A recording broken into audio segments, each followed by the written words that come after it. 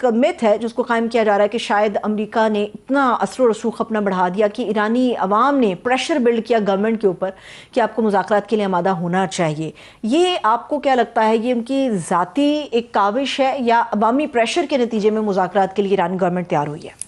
देखिए जी, it's not about one party. दोनों पार्टीज़ या एक पेज पर होती हैं तो एक टेबल पर आती हैं कि सिर्फ आवाम के पुश करने से कोई हुकूमत दूसरे मुल्क के साथ दूसरा मुल्क क्यों चाहेगा जब तक उसका अपना कोई मफाद ना हो। ऑफ कोर्स ये टू साइडेड है और ऑफ कोर्स अमेरिका का भी इक्वली इसमें मफाद शामिल है, क्योंकि आप देखेंगे डोनाल्ड ट्रंप के अगेंस्ट जो है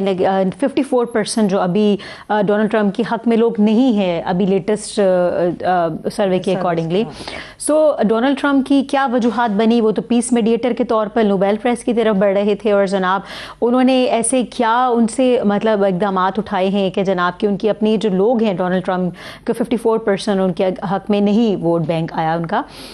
टैरिफ के मद में उन्होंने करके देख लिया जनाब, थ्रेटन करके देख लिया, इकोनॉमिक सैंक्शंस करके देख ली, जंगों को रोकने के लिए आए थे ना कि जंगें करने के लिए आए थे वो। तो बहुत सारी रिसेंट पास्ट में डोनाल्ड ट्रंप की जो एक एम्पेरियलिज्म का वर्ड मैं यूज़ करती हूँ कि जो हेजमनी है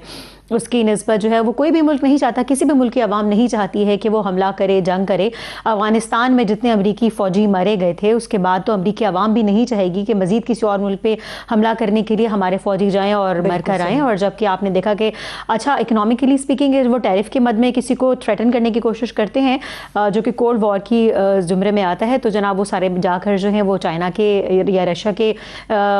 तरफ बैठ जाते हैं। तो वो यूरोप को उन्होंने करके देख लिया ग्रीनलैंड की आदमत में।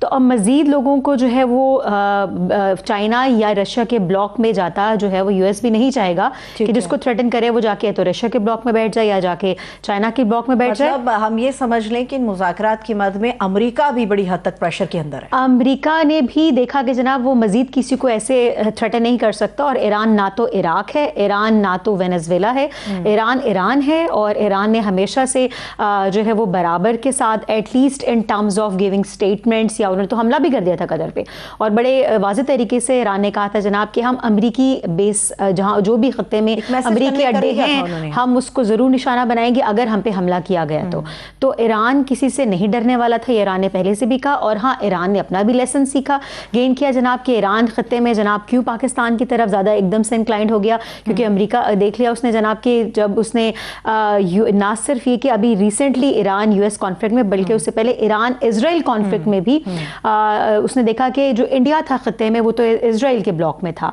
तो पाकिस्तान था जो उस वक्त भी ईरान के हक में बात कर रहा था। तो पाकिस्तान ही है अभी इसने अच्छा क्यों तुर्किया को छोड़कर जो है वो ओमान प्रेफर किया, क्योंकि ओमान है, क्योंकि कतर है, क्योंकि पाकिस्तान है जो रीजनल ब्लॉक में ईरान के साथ हैं। ठीक है।